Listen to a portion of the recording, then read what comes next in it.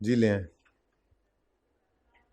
तो भाई ऐसा तो नहीं लग रहा था कि रनिंग क्लास से सवाल हुआ है, ये तो ऐसा लग रहा था इंट्रो से शुरू हुआ है काम। ठीक है, तो इसमें तो डेफर टैक्स का जिक्र ही कोई नहीं आया, है ही कोई नहीं। ठीक है, आने भी नहीं देंगे इंशाल्लाह आज डेफर टैक्स। इंशाल्लाह अल्लाह ने कहा चाहा हालात बेहतर रहे कल तो क्लास जब आएगी तो हम पढ़ेंगे IS-12 जहाँ से छोड़ा था वहीं से। ठीक है भाई, हम 2:45 अपनी जमात करेंगे, आप चले जाओ या रुक जाओ तो 3 हो जाएंगे। ओके अच्छा जी, अब ज़रा IFRS 16 ओपन करें, ये भी किया हुआ टॉपिक है। ये पॉइंट पार्ट बी हमने नहीं किया था, अगर आपको याद हो तो। याद है आपको ये डिटॉल वाला सवाल किया हुआ हमने? हाँ, याद है कि नहीं याद? डीजीज के अंदर ये सवाल हमने डेटॉल वाला किया हुआ है, कुछ याद है या नहीं याद है? चलें बहरहाल याद आ जाएगा, लेकिन इसका बी पार्ट हमने नहीं किया था, आज ये वाला कर लेते। ठीक है, ओके। सरा जल्दी से सवाल को भी पढ़ लेते हैं। ऑन यकम जनवरी 2020 डेटॉल लिमिटेड एक्वायर्ड, तुमने टेस्ट दिया है रफीक? हाँ दिया हुआ है ना, चलो फिर वो भी डिस्कस कर लेंगे आज। ठीक है, ऑन यकम January 20 Dettol limited acquired a machine on lease from Lifebuoy leasing limited for 3 years. The first annual instalment amounting to 35 was paid on यकम जनवरी। पेज नंबर नहीं मिल रहा? मिल गया, पेज नंबर 147। ये सवाल में सब कुछ लिखा हुआ है, मैं ज़रा पढ़ा रहा हूँ ताकि ज़रा रिवाइज हो जाए।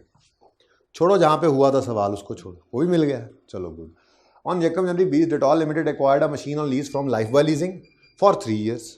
First annual instalment amounting to 35 was paid on यकम जनवरी 20 पहले दिन, and all subsequent instalments are payable on यकम January subject to increase of 10% each year. ये निकाल लिए थे हमने, निकले हुए हैं सामने आपकी क्लास की, निकले हुए हैं। ये पहला कराया 35, इसका 10% बढ़ा के 38.5, फिर 10% बढ़ा के 42.35, ये निकला आपके सामने। ठीक है, मैं अभी नहीं निकाला मैंने कुछ भी। आगे DL incurred IDC of 5 million, जिसकी entry right of use debit होता है। ठीक है, और सेम ट्रीटमेंट होता है। लेसी का सवाल है ना, लेसी की IDC है। DL कौन है? जिसने एक्वायर की है मशीन, लेसी, जिसका सवाल हमने किया हुआ है। As an incentive to DL for entering into lease LLL reimbursed ₹2 million। हमने कहा था पहली इंस्टॉलमेंट में इसको नेट कर लो और 33 को ले जाना। बातें सारी याद आ रही हैं? ठीक है, आगे LLL has incorporated an implicit rate of 11% which is not known to DL, तो इसलिए वो फिर 12% यूज़ करेगा। हमने कहा था अपना इंक्रीमेंटल बोरिंग रेट, वो तो अलग से गिवन नहीं था, उन्होंने कहा था कि जहाँ पे यूज़ करना हो ये कर लेना, तो 11 नहीं कर सकते, वो उसको पता नहीं है। तो फिर कौन सा रेट यूज़ किया था हमने? 12। अब याद आ रहा है ये सवाल किया था, है ना? अच्छा,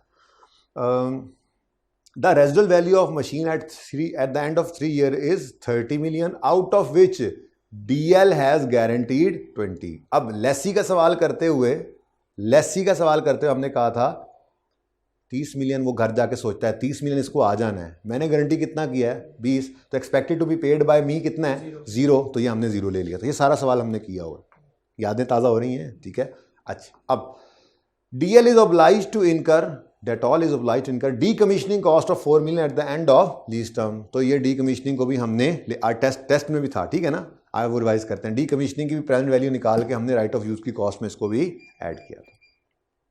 डिस्काउंट रेट उसने कहा 12% यूज़ कर लो, यहाँ तक को मसला। ठीक है, अब ये बातें थोड़ी थोड़ी ताज़ा हो गई। अब मसला ये हुआ, ये लेसी का सवाल था, तो 5 टेस्ट लगा के क्या डिसाइड किया था हमने? लेसी के सवाल में 5 टेस्ट नहीं लगते। लेसी कहता है ये किधर गया, ये लो वैल्यू है, नहीं, ये शॉर्ट टर्म है, नहीं, तो राइट ऑफ यूज़ वाली, लीज लाइबिलिटी वाली हमने सारी वर्किंग कर ली थी और एक्सट्रैक्ट्स भी बना लिए थे। ठीक है, अब अगली बात वो कहता है इसके तो तुमने बना दी इनकम स्टेटमेंट और बैलेंस शीट। ठीक है, अब ज़रा इसको छोड़ो, अब आओ पार्ट बी पे। Using the information given in part A above, prepare notes for inclusion in statement of financial statements for life by leasing। Lessor की किताबों में नोट बना दो, लेसर की किताबों में नोट बना दो। अब लेसर है तो आपको पता है फाइनेंस या ऑपरेटिंग का डिसीजन भी करना पड़ेगा हमें। ठीक है, अब मैं फटाफट यहाँ पे आया और मैंने टेस्ट लगाने शुरू किए। ये अब तारीख का सबसे गंदा सवाल है इस मामले में जी। सबसे पहला टेस्ट, क्या लीज टर्म के एंड पर मुफ्त में पहले ही नहीं क्यों कह दिया आपने? क्या परचेज ऑप्शन है कोई? और भाई इस तरफ तो जाते ही नहीं, आप कहो जी ओनरशिप में ट्रांसफ़र होना ही नहीं है, उसकी वजह क्या है? वो ओनरशिप में ट्रांसफ़र होना ही नहीं, इधर देखो रफ़ी, ओनरशिप ट्रांसफ़र होना ही नहीं क्योंकि उसकी वजह क्या है? डेटॉल ने गारंटी किया है 20 में, यानी जीआरबी आ रही है, तो जीआरबी आए तो फिर तो ओनरशिप में ट्रांसफ़र होना ही नहीं होता। ठीक है, तो सही है, चले। अच्छा जी, तो पहले दो तो नो हो गए। तीसरा था कि आप लीज टर्म को यूज़फुल लाइफ पे या इकोनॉमिक लाइफ पे, मजबूरी में यूज़फुल लाइफ दे देता तो उससे डिवाइड करके आप करते थे। नहीं है गिवन कहीं पे सवाल में, अभी सवाल सारा मैंने इसीलिए पढ़ाया है। कहीं पे आपको सवाल की यूज़फुल लाइफ या इकोनॉमिक लाइफ गिवन है इसकी मशीन की? बोलो, कहीं पे है गिवन? बोलो, अब बोलो, बोलो। आलम, आपको सवाल पढ़ते हुए सुना था आपने? है? मैं तुम्हें आमिर से भी पूछूं तो वो भी कह देगा इकोनॉमिक लाइफ कहीं नहीं बोली हमने, यूज़फुल लाइफ है ही नहीं सवाल में। ठीक है, अगली बात, ये टेस्ट तो नहीं लग सकता। डी क्या है? Present value of lease payment, ये तो हम निकाल लेंगे इंशाल्लाह, वो तो कोई मसला नहीं है, वो तो कोई मसला नहीं है, क्योंकि इसी लीज के अंदर ये पैसे जो पे कर रहा था लेसी, लेसर ये रिसीव कर रहा है। माना कि उसने प्रेजेंट वैल्यू निकाली थी 12% से और लेसर का सवाल है तो हम निकालेंगे 11% से, पीवी ऑफ एलपी तो निकल आएगा। ठीक है, जीआरबी यूजीआरबी भी निकाल लेंगे, सब कुछ निकाल लेंगे, लेकिन मसला ये है फेयर वैल्यू नहीं गिवन। मैं पीवीएफ एलपी भी निकालूंगा, यहां लिख भी दूंगा, निकल सकती है, बट फेयर वैल्यू पूरा सवाल हमने पढ़ा मशीन की, कहीं फेयर वैल्यू गिवन है तो बता दो। फेयर वैल्यू गिवन नहीं है, तो इसका मतलब ये टेस्ट भी नहीं लग सकता। अब ई है जी, वो तो नो ही है। अब इस अटेम्प्ट में सवाल आया था, इसमें उसने कहा लेसर का नोट बनाओ, लेकिन कोई एक चीज़ इनमें से दे जाता तो हम फॉरेन डिसीजन ले सकते थे कि फाइनेंस है या ऑपरेटिंग। ठीक है ना, तो ये वाहिद है सवाल है, गंदा है, अब क्या कह सकते हैं इसको। आई के अपने फिर फाइनेंस लीज के तौर पर ही सॉल्व किया था, हम भी फाइनेंस लीज के तौर पर सॉल्व कर लें।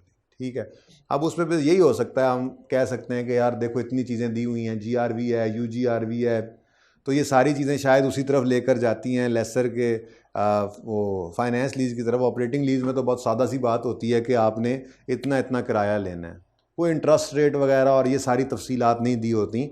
बहरहाल ये पर्चे के अंदर अगर आप इस तरफ जहन नहीं गया तो किसी ने ऑपरेटिंग लीज का बना दिया नोट तो बना दिया, अब क्या हो सकता है। ठीक है, सवाल के अंदर ये कमी थी, कहीं से भी आप ये नहीं डिसाइड कर सकते लेसर के पॉइंट ऑफ व्यू से कि सवाल फाइनेंस लीज का या ऑपरेटिंग का। चीज़ें ज़्यादा फाइनेंस लीज वाली दी हुई थी, डाटा वगैरह, लेकिन ये टेस्ट देखो ना, देखो इनका नो भी आ सकता है जवाब, यस भी आ सकता है, वी आर नॉट सर्टन ना। हम अगर इसका भी नो आया तो ऑपरेटिंग लीज है, किसी एक का यस आ जाए तो फाइनेंस लीज है, तो हम फंस गए, कुछ नहीं कर सकते। ये सवाल भी नॉर्मल क्लास में इसलिए छुड़ा दिया था कि चलने दो, सारा पूरा हो जाएगा, एंड पे बात कर लेंगे। ठीक है, तो ये वाहिद सवाल है जिसके अंदर हम नहीं श्योर कौन सी लीज है लेसर की, तो फाइनेंस लीज से हमने कर देना।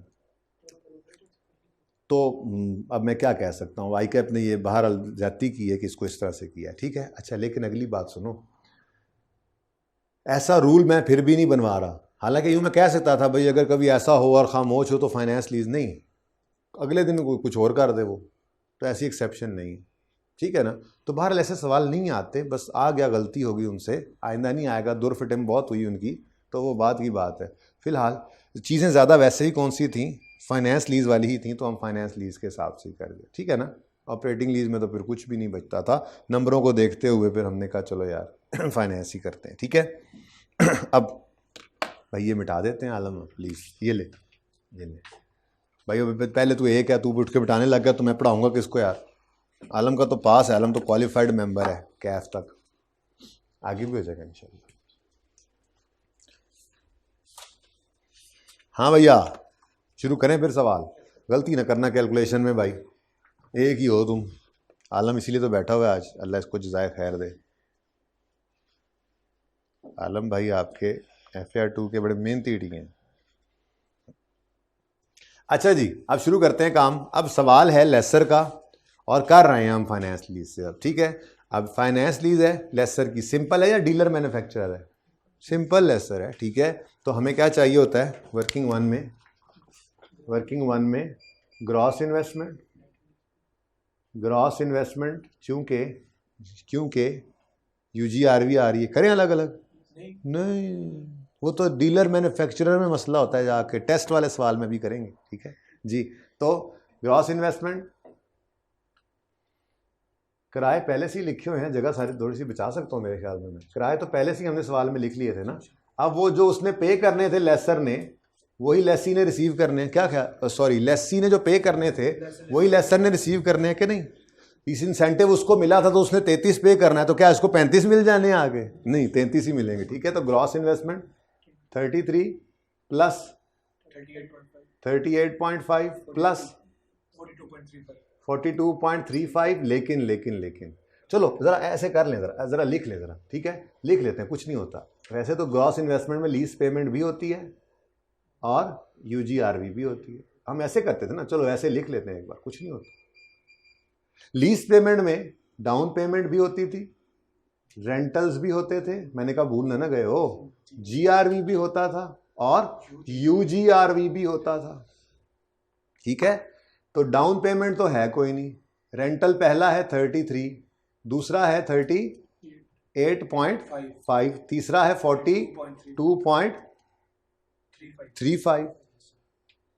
उसके बाद अगली बात है GRV और UGRV की। इसको ज़रा डिस्कस अब कर लेते हैं, क्योंकि ये अब सवाल किसका है? लेसर का है। लेसी तो क्या कहता है? गारंटी करके आता है, गारंटी करके आता है और आके सोचता है।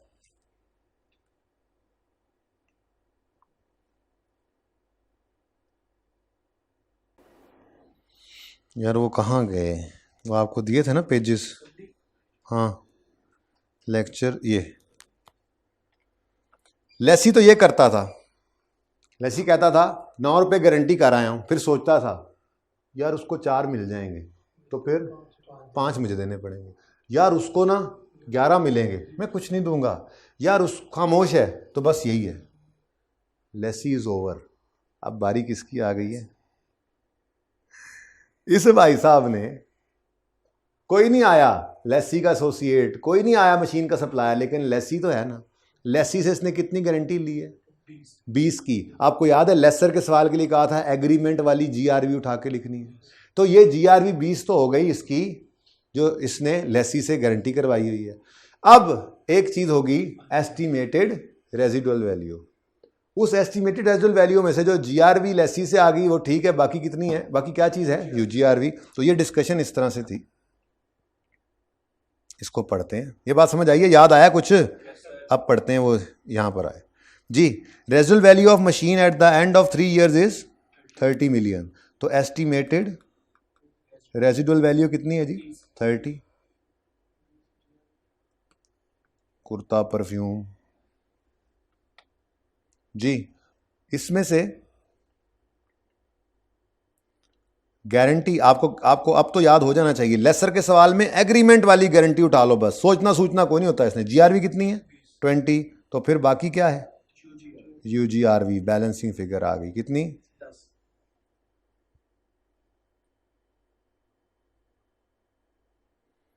कौन सा पेज था यारा? हैं? उई हुई हुई हुई हुई।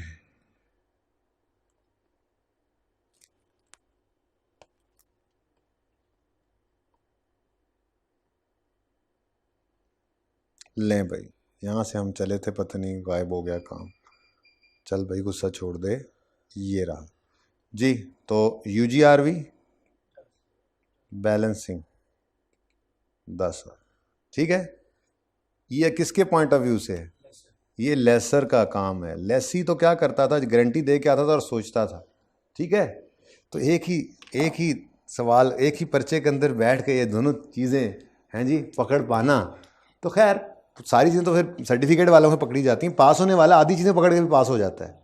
ठीक है, लेकिन ज़रूरत किस चीज़ की है? जो इस दफ़ा हम कर रहे हैं, पहुँचे हुए 5वें टॉपिक पे, फिर भी पहले को नहीं छोड़ा, आ जाए सर्टिफिकेट कर लिया, लीज को पकड़ा हुआ है, पिटाई किए जा रहे हैं, तो चीज़ें भूलने नहीं पा रही हैं अल्हम्दुलिल्लाह। तो इस तरह से आपने भी हर हफ्ते जब बैठना है ना, तो आपने ये समरीज को रिवाइज़ करते कितनी देर लगती है, आप रिवाइज़ किया करो। आप हर वीकेंड पे बैठो, अपने वीक वाला पढ़ने के साथ साथ लीज को रिवाइज़ करो। ठीक है, समरीज इसीलिए होती हैं। आई 38 को रिवाइज करो, ऐसे चीज़ कोई ना कोई रिवाइज करते रहना है पिछले वाली, तभी ये याद रहेगा। आसान है पर ज़्यादा चीज़ें हैं, ठीक है जी। तो GRV 20 और UGRV 10, ठीक है जी, बोलो। 143.8 नेट इन्वेस्टमेंट अब 33 इंटू एडवांस है, ठीक है, गुड, जागल्ला, सॉरी मेरी तरफ से। 38.5 इंटू 1.11 लेसर का इम्प्लिसिट रेट। लेसर को ही नहीं पता होगा, लेसी को नहीं पता था, लेसर को पता है, ठीक है। -1 plus 42.35 into 1.11 -2 plus 20 into 1.11 -3 sure, क्यों? हाँ, अच्छा, नहीं याद रहा, कोई बात नहीं, देख लेते हैं, चेक कर लेते हैं। सही जा रहे थे हम, लेकिन फिर भी चेक कर लेते हैं। लीज शुरू हुई है यकम जनवरी, पहला करा यकम जनवरी लीज शुरू हुई है यकम जनवरी 2020 पे, ठीक है जी। फिर पहला किराया भी पे हो गया यकम जनवरी 20 पे, 33 का नेट कर दिया हुआ हमने इंसेंटिव को। फिर यकम जनवरी 21 पर 38.5, फिर यकम जनवरी 22 पर 42.35, फिर तीसरे साल के एंड पर 31/12/22 पर, यहाँ पे यूं कर लेते हैं ना, आपको याद रहता कि 35 - 2 किया था, और यहाँ पे क्या किया हमने 20 जमा 10 30। ये याद आ रही हैं बातें? बस जरूरत इसी चीज की होती है। देखो आज लग रहा था लीज में इतनी मुश्किल बातें ये तो कैसे याद रही होंगी, लेकिन जब हमने करना शुरू किया तो हमें चीजें सारी याद आती जा रही। बस इस चीज की जरूरत है आप लोगों को। आज ये लेक्चर आपको देने का यही मकसद था। आज 12th तो चल ही रहा है, लीज को मत छोड़ना। वीकेंड्स आपके लिए बड़ी नेमत होते हैं, इसीलिए तो ऑन करने की कोशिश की जाती है, लेकिन आप समझते हैं शायद यशी। अच्छा अब भाई इससे आगे चल रहा हूं मैं, अब क्या कर सकते हैं, ठीक है जी। प्रिंसिपल, इंटरेस्ट और बैलेंस, ठीक है ना। अच्छा चलें छोड़ें। अब ये देखो, ये 3300 यकम जनवरी पे था, ये 38,5 भी यकम जनवरी पे नहीं पड़ा था, अगला साल है, तो एक साल ये पीछे आया, 2 साल ये पीछे आया, और ये तीसरे साल के आखिरी दिन है, इसलिए -3 लिखा था हमने। डन हो गया। प्लस अब 10 जो है ये 1.11, ये भी कहाँ पड़ा हुआ है? तीसरे साल के एंड पर। जी बोले 124 मैंने पीवी ऑफ यूजीआरवी को अलग से और इसको अलग से इसलिए नहीं लिखा क्योंकि ये डीलर मैन्युफैक्चरर लेसर का सवाल नहीं है कि मुझे इसको अलग से लेके चलना हो, वरना मैं लेके चल सकता था, कोई मसला नहीं था, मैंने अलग फिर भी रखा। ओके, उसके बाद जो यहाँ पर हमारे काम आया करती है चीज़, वो है अनअर्न्ड फाइनेंस इनकम। वो निकाल लेते हैं जी। 143.85 माइनस 124 इज इक्वल टू 90.85। ठीक हो गया, डन। अब ये है जनाब लेसर का सवाल। रिक्वायरमेंट जिसकी क्या है? Prepare note for inclusion in financial statements of Lifebuoy leasing limited. तो नोट के लिए माना कि सिर्फ ये वाला कॉलम काफ़ी है, लेकिन लेसर के नोट के लिए आपको इंटरेस्ट भी चाहिए होता है, ठीक है ना। तो नोट किस साल का बनाने का कह रहा है? 2020 का। तो 2020 का है, लेकिन एडवांस का सवाल है तो 21 तक हमें लेकर जाना ही पड़ेगा। तो शुरू करते हैं जी। स्टार्ट इसको करेंगे 124 से। इंटरेस्ट रेट लेना है 11%, ठीक है, 12 नहीं लेना भाई, ये थोड़ा ध्यान रखना है चीज़ों का जी। ये तो 0 आ गया, सारा प्रिंसिपल 91, 10.01, 28.49, 62.5। बस आगे जरूरत पड़ी तो बना लेंगे, ठीक है जी। रिक्वायरमेंट क्या है? नोट। क्या नाम है इसका? एल पूरा लिखिएगा। Notes to the financial statements for the year ended 31 December 20। Note number let's say 8, मैंने कह दिया इसको फाइनेंस लीज। जी, अंग्रेजी में आप लिख दोगे कि lessor has entered into a lease 3 years rental 10% increase वाले हैं, और कोई एक दो चीज़ें बस इसमें अंग्रेजी की लिख देनी है, ठीक है ना, इंग्लिश लिख देना। 8.2 maturity analysis,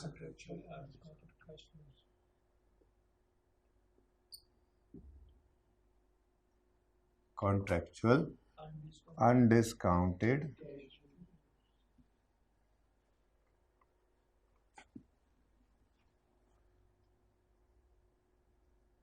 undiscounted cash flows.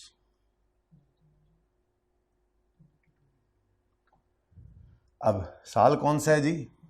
2020। तो 2020 की आखिरी पेमेंट के नीचे आपने तो, अब मैंने कहा था ना आपको जाते जाते इस टॉपिक से कि स्केल लेके जाना, सर आपने तो स्केल रख लेना, ठीक है ना, ताकि आपको ये लाइन ऐसे लगानी ना, ठीक है। अब 31 दिसंबर 20 पे खड़े होकर एक साल के अंदर अंदर, एक साल के बाद और 2 साल के अंदर अंदर, ये सारा है ऐसे ही है, क्योंकि 31 दिसंबर 20 पे खड़े होकर 31 दिसंबर 21 तक ये एक है और 31 दिसंबर 22 तक ये दोनों, तो लेस देन 1 कितना है? 38.5। ऊपर रुपीज इन मिलियन भी लिखना होगा ना। फिर 1 to 2 years, ये 42.35 प्लस 30, टोटल लीज रिसीवेबल।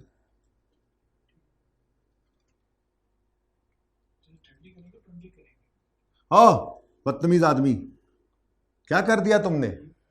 याद करो लेसर का नोट यार, क्या कर दिया? शुक्र है आलम ने याद करा दिया है। ये क्या है? जीआरवी। और ये क्या है? यूजीआरवी। तो वैसे ही रेकंसिलिएशन में जानी होती है, इस तरह से याद रख लो। शुक्र है इसने याद करा दिया जी। 62.35 100.85। मेरे जहन से निकल के ये 30 जो है वो टोटल उठा लिया। अब मेरी गलती है ना, मुझे यहाँ लिखना चाहिए था जीआरवी यूजीआरवी, तभी आपको याद आता। उसके बाद क्या करेंगे जी? 8.3 में रिकॉन्सिलिएशन बना लेंगे।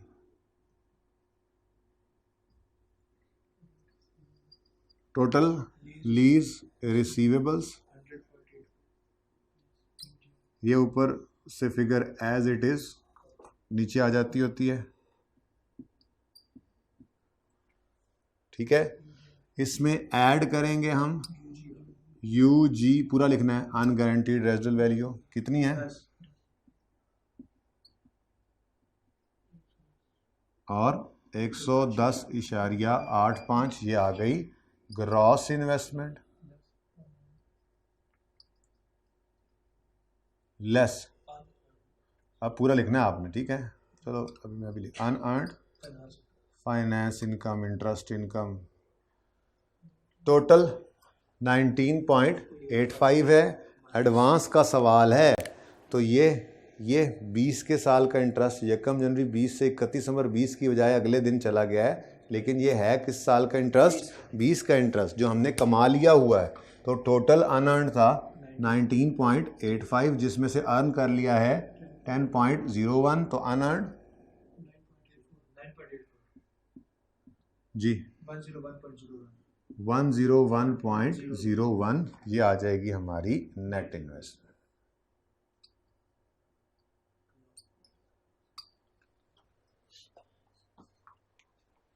लेकिन ये मैच नहीं कर रही होगी 101.